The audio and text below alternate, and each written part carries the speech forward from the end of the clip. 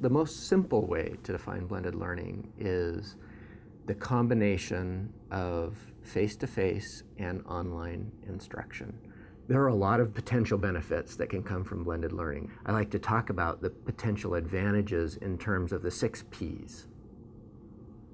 So the first one's participation. In a face-to-face classroom with limited amount of time, it's difficult to get participation from every person that's in the classroom. Whereas in an online space, and you can actually require participation of everyone.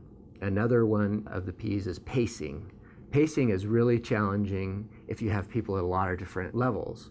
So one of the things that blended learning can allow you to provide different pacing for students. And that's connected to the third one, which is personalization. Oftentimes when we pace everybody at the same rate, there's people who are getting lost, there's people who are bored. Blended learning allows us to provide more of a personalized learning experience for the students involved. Fourth is sense of place. We can think outside of the classroom. With a blended approach, they can be out in a real world environment, but we can still have contact with them and interact with them when they're in a place that's authentic. Fifth one is the P of personal interaction.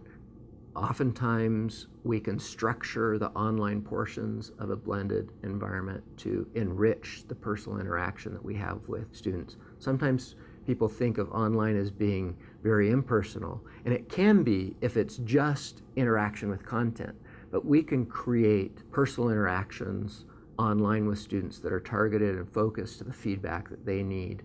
And then the last one is preparation.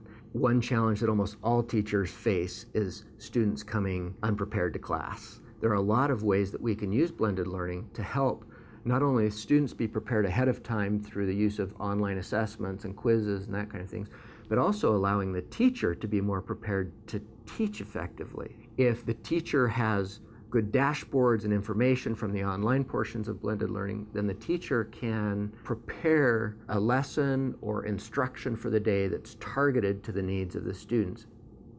Those ideas of participation, pacing, personalization, place, personal interaction, and preparation are 6 ways that I think blended learning, if done right, can strengthen the learning experience for the students.